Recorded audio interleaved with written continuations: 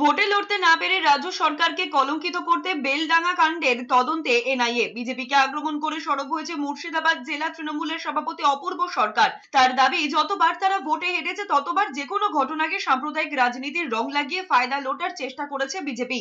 এজন্য বিভিন্ন কেন্দ্রীয় এজেন্সিকে ব্যবহার করছে তারা। বাংলাকে টার্গেট করা হয়েছে।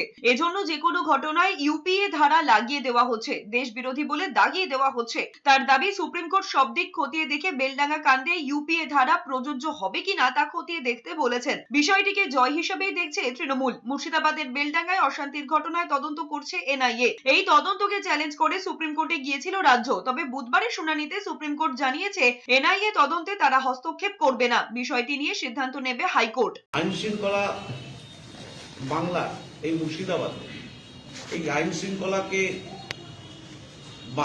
কাজে লাগিয়ে বাংলার ভাবমূর্তি নষ্ট, মুখ্যমন্ত্রী মমতা বন্দ্যোপাধ্যায় তার সরকারের ভাবমূর্তি নষ্ট করার যে অপচেষ্টা, এবং এই আইন শৃঙ্খলা প্রসঙ্গ তুলে জাতীয় নিরাপত্তার কথা তুলে আজকে বিজেপি তার কৌশল যে অবলম্বন করছিল তার বিরুদ্ধে আজ মহামান্য আদালতের রায় দিয়েছে।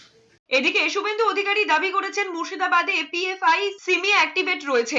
রাজ্য সরকার দাঙ্গাবাজদের পক্ষে সুপ্রিম কোর্টে এসএলপি ফাইল করে, কিন্তু সুপ্রিম কোর্ট মামলাটি হাইকোর্টে ফেরত পাঠিয়েছে। হাইকোর্টে ফিরিয়ে দিয়েছে, হাইকোর্টেই হবে, এখানে আপনার লড়াই হবে।